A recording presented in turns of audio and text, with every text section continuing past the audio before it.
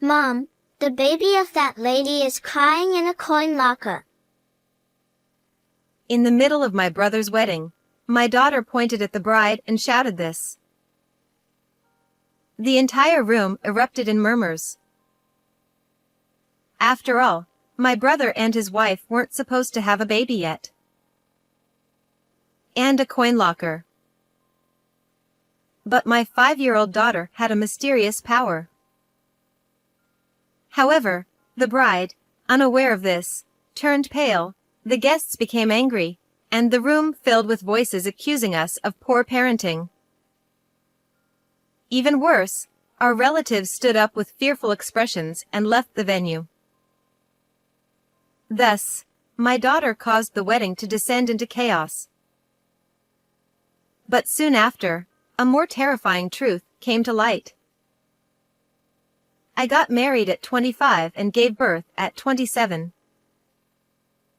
My husband said, "She looks just like Nancy. She's so cute." He hugged our newborn daughter, Emma, in the delivery room. Now she's 5. We noticed she had a strange ability when she was about 3. For example, one time when my mother was on the phone, my daughter suddenly said, Grandma, you're talking to a fake uncle. Uncle referred to my brother. I had my mother put the call on hold and asked her who she was talking to and about what. It turned out she was almost the victim of an impersonation scam.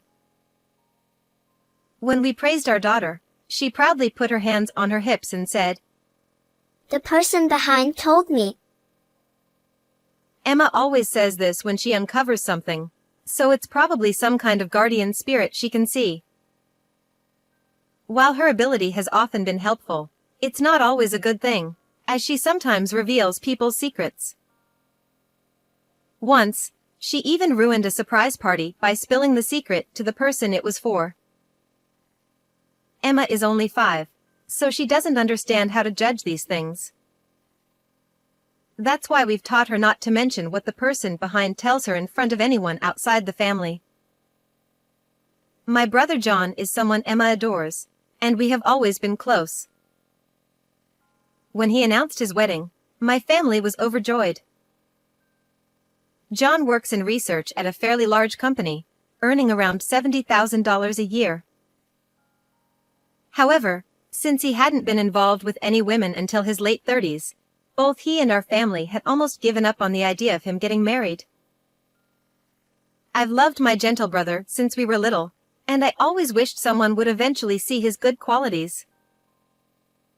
What can you do? I guess John is just the type who remains a good guy, but never more. I thought, trying to make peace with the situation. But when a woman finally agreed to marry him, our whole family welcomed her with open arms.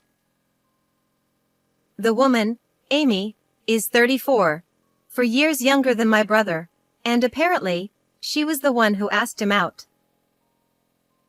We started dating about 6 months ago, and recently, she was the one who proposed to me. He told us this shyly, looking so happy that it made our family happy too. On the day John brought her over to introduce her as his fiancée, of course, I came along with my daughter. Nice to meet you. I'm Amy. Thank you for having me. As she bowed her head in greeting, Emma murmured happily, The baby is coming too. I interpreted this as meaning they would soon have children after getting married, which made me even more pleased. It was unusual for Emma to talk about the future, as she usually predicted things that were hidden in the present. Still, I didn't think much of it. But Amy gave Emma a strange look and glared at her.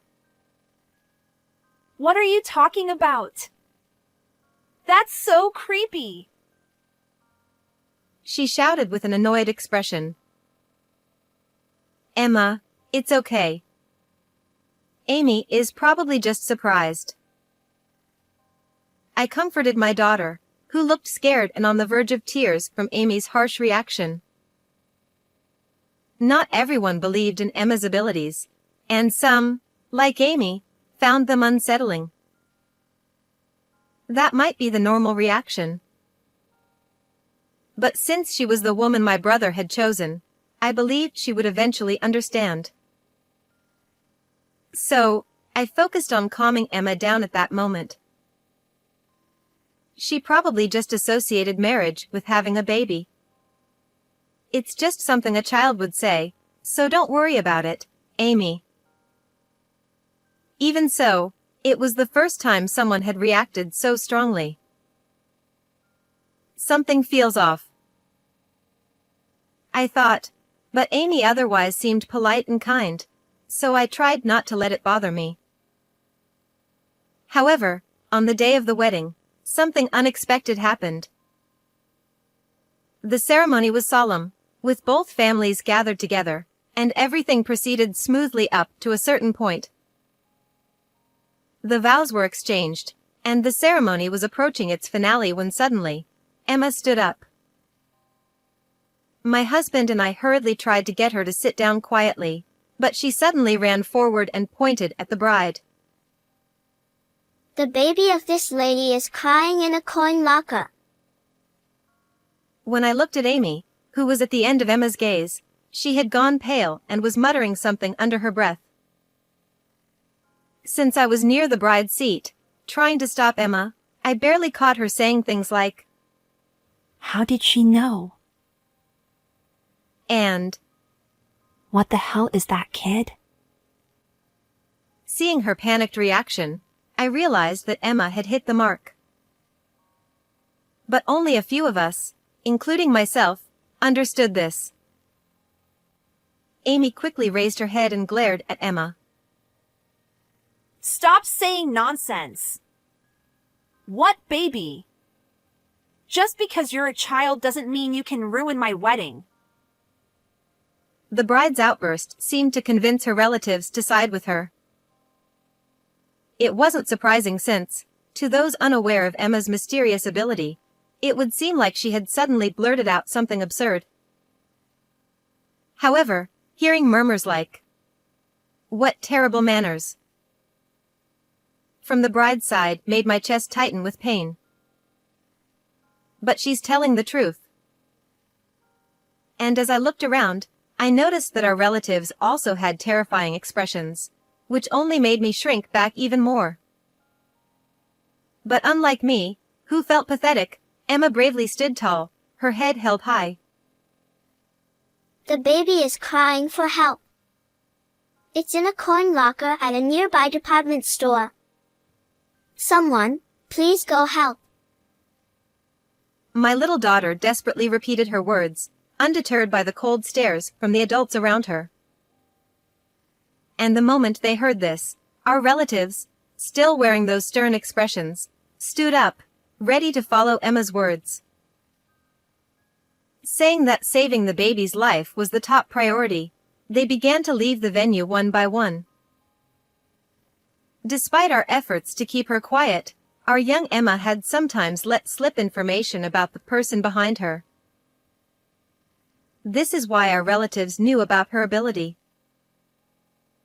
They often watched over her, joking that there was no risk of being deceived as long as Emma was around. So at that moment, they must have immediately believed her plea.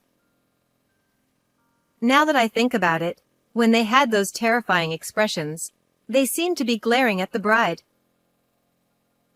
My husband, saying he would go with them, left Emma in my care and followed our relatives out. Less than an hour later, I received a call from my husband and was able to hear about the situation. It seems that thanks to Emma's words and the collective effort of our relatives, the baby was found. However, it couldn't be said that the baby was safe. There was a lot of commotion at the scene, and according to my husband, the baby looked as though it had just been born. The baby appeared limp, and it was immediately clear that its condition was critical, so they quickly called an ambulance. Why would Amy do something like this? No matter what the circumstances, this is unforgivable. As anger welled up inside me, I asked my husband to get help from the people around him for a few specific tasks. I also made a call to a certain place. After taking care of everything I needed to do, I left Emma with my mother, who was with me, and headed to the waiting room where my brother and Amy were. My brother was in the waiting room, trying to get an explanation from her. However, since there was no solid evidence yet, I didn't expect Amy to easily admit to anything. My brother likely wanted to believe in his fiancée, so he probably wasn't able to push her too hard and was just trying to keep her there. That's why I knew I had to go to them after hearing what my husband had told me. When I entered the waiting room, Amy was completely frustrated. Not only had the ceremony been interrupted, but in the chaos, the scheduled time for the wedding had passed, and it could no longer be resumed. Amy snapped. There's a set time we can use the chapel. You know that, right? That time has already passed. Why would John's relatives take a kid's words so seriously? To her, it must have felt like her special day had been utterly ruined. Not only that, but the start of the reception had also been delayed, and all the guests, except for our relatives, were kept waiting. Amy continued. That brat is totally unacceptable. She keeps saying creepy things. What is she? Some kind of curse? I swear, I want to dump her in a mountain. Emma was a beloved niece to my brother, who was doing his best to calm Amy down. However, when she spoke about his niece like that, he couldn't help but frown. John, you should call off the wedding, I told my brother, trying to keep the fury boiling inside me from showing in my voice. I said it as calmly as I could. Amy turned her bloodshot eyes toward me, glaring, but John remained composed as if he'd anticipated my suggestion. He sighed quietly. So what Emma said was right after all. I was hoping she'd be wrong this time. Though he only managed a slight, bitter smile, I could tell his heart was sinking in sadness. Amy then rounded on me, her face twisted in rage. What the hell do you think you're doing? Accusing me without any proof, ruining the wedding, and now you want to call it off. She was furious, and she advanced on me like a demon, not even noticing the look of disappointment on John's face. Amy shouted, If that brat isn't going to be held accountable, then you should be. Pay up for damages, or better yet, I'll sue you for defamation and make you pay a hefty settlement. Amy's loud voice echoed through the room, and I had to resist the urge to cover my ears. So you said there's no proof, huh? But Emma was right, wasn't she? A baby was actually found. Do you understand what that means? Amy scoffed. And so what? Some random kid was found somewhere. What does that have to do with me? It has everything to do with you. A DNA test will easily reveal who the mother is, and when it does, it'll be undeniable proof that you have a secret child. There's no way out of this. As soon as I said that, it occurred to me that there was a small possibility that the baby might not be her secret child. John, I don't think so, but is there any chance that baby is yours? I asked just to be sure, although it seemed impossible since they'd only been dating for 6 months. John replied firmly, Absolutely not. The timing doesn't match up. His unwavering response caused Amy to scowl in frustration. If John had acted like a normal man and made a move, we could have raised the child as our own. But now, it's all ruined because you're so slow. Her absurd attempt to shift the blame made me sigh deeply in exasperation. So, who is the father? Amy hesitated before replying. It's a child from a previous boyfriend, but I don't know which one. Her answer left both my brother and me speechless. That meant there were multiple possible fathers, which was shocking. How many people had she been seeing at once? Having a child with an unknown father was entirely her own reckless doing, and trying to blame John was utterly misplaced. If I'd known she was this kind of woman, I would never have considered marriage. No, I should be thankful I found out before the wedding ended. The marriage hasn't been registered yet. I'm going to call it off. John heaved a deep sigh before making his decision, and Amy looked at him like she was the victim. Amy then whined, I specifically chose the guy with the most money. What about my future plans? How are you going to fix this? During the formal meeting, she had declared how much she loved John more than anyone else. But hearing her lament now made it clear that was a complete lie. She was only trying to marry him for his high salary. Amy continued to rant. Getting pregnant ruined everything. I finally caught an elite, and now to find out I'm carrying someone else's baby? This is just bad luck. According to the story she confessed to, playing the role of the tragic heroine, Amy realized she was pregnant quite late. It was a combination of factors. She had irregular periods, experienced very mild morning sickness, and her belly didn't show much.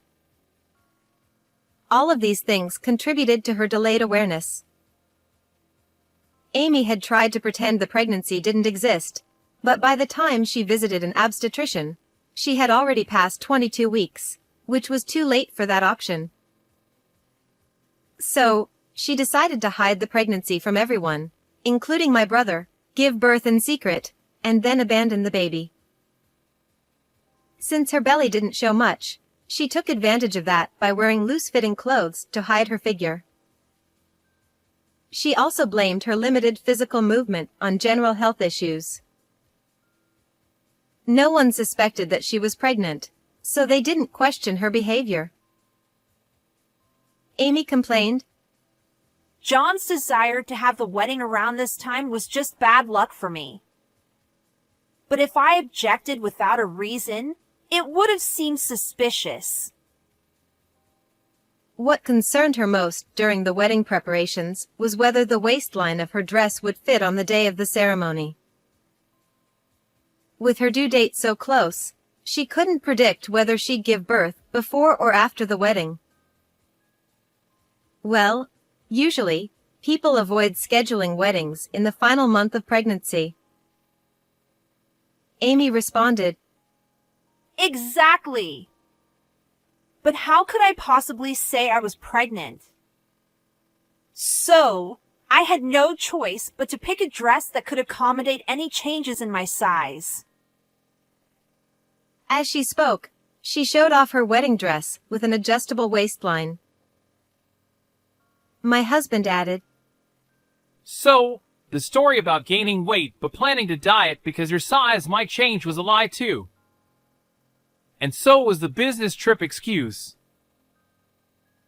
According to my brother, Amy claimed she had an urgent overseas business trip from the previous week until the morning of the wedding, which is why they hadn't seen each other.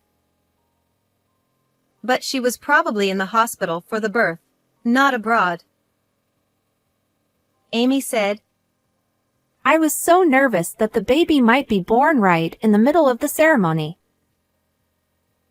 Her priorities were completely misplaced as she casually mentioned that the baby was born just a week before the wedding and that she had been discharged from the hospital only the day before. Amy laughed and said, I wanted to get rid of the baby as quickly as possible, so I didn't even bring it home. I went straight from the locker to the wedding venue. Just barely made it in time. Her casual attitude was shocking. Amy continued, But I left the baby in a locker where lots of people pass by. Someone would have heard it crying and taken care of it. The area has good air conditioning, so it's fine. By saying it's fine, she was trying to claim that she hadn't done anything dangerous. What are you talking about? Did you really think everything would work out that smoothly? In reality, the baby's cries were mostly drowned out by the noise in the department store. Even those who heard the cries assumed it was just someone else's child. If Emma hadn't insisted on searching for the baby, it might have been in serious danger, as evidenced by the fact that it was rushed to the hospital by ambulance. Abandoning a newborn like that is beyond unacceptable. Even if you couldn't raise the child, you should have at least taken it to a facility. Amy shrugged and said, What else could I have done? The baby was born just before the wedding. I was in a rush, so it couldn't be helped. Her lack of remorse was infuriating. My brother was just as stunned, realizing what kind of person he had almost married. Let me make this clear. What you did could lead to criminal charges. Do you understand that? Amy's eyes widened in surprise, and she began to panic, looking around anxiously. There's no evidence. You said earlier that they could easily find out I'm the mother, but the police can't prove I was the one who left the baby in the locker. She wiped the sweat from her forehead and confidently said this, believing she was in the clear. You really don't think things through, do you? Did you even check if there were security cameras in the area? The locker area was fully covered by security cameras, something I had already taken steps to verify. After hearing about the baby's discovery, I asked my husband to request the store staff to review the footage. I had also reported the incident to the police, so they were likely checking the footage as well. Additionally, I had sent my husband a photo of John and Amy together. A celebratory picture my brother had taken during their pre-wedding photo shoot. Never imagining it would be used to identify someone on security footage. With my husband likely showing that photo to the store staff or the police, it was only a matter of time before they reached Amy. As I explained all of this, Amy's face turned paler with each passing moment, and by the time I finished, she had collapsed onto the floor, her face as white as a sheet. No! That's not possible. They can't know. You're bluffing, right? They can't arrest me. She muttered in disbelief, struggling to accept reality. But when the police arrived shortly after, she suddenly became violent, resisting arrest. No! Let go of me. It's not my fault. It's all because of that brat and those people. My brother, his face blank with shock, watched her struggle, the extent of his devastation clear to see. I turned back to Amy. You mentioned that you haven't officially registered the marriage, right? Legally, you're still just his fiancée, not his wife. But you'll still have to pay compensation. Compensation? Amy stammered. My brother will decide the amount, but will definitely recover the costs of the wedding and the reception. This marriage you were so keen on has turned into a huge loss for you, but we won't go easy on you." Upon hearing this, Amy's face fell into despair, and she finally gave up resisting as she was taken away. After that, of course, the wedding reception was cancelled, and all the monetary gifts were returned. The expenses incurred were, as declared, billed to Amy in the form of compensation. However, since she was behind bars and unable to pay immediately, her parents had to cover the costs. The amount exceeded $40,000, but her parents insisted that she would repay every cent once she was released. Even though they were her parents, it was clear they would be strict in making her pay it back, especially since Amy's father, who had always seemed mild-mannered, was so furious that it was intimidating to witness. Fortunately, the baby survived and, after being safely discharged from the hospital, was taken in by Amy's parents. It seems the child is now growing up healthy and strong. As for my brother, he was down for a while after everything that happened, but recently he's found someone new, and they seem to have a great relationship. My daughter said, "The person behind Uncle says they're a perfect match." When he introduced the new woman to Emma, my daughter happily shared this with us. His new fiancée has embraced Emma's unique abilities, and both my brother and I, as well as Emma, are filled with excitement and hope for the future. How did you enjoy this story? Please don't forget to subscribe to the channel. I'll see you in the next video.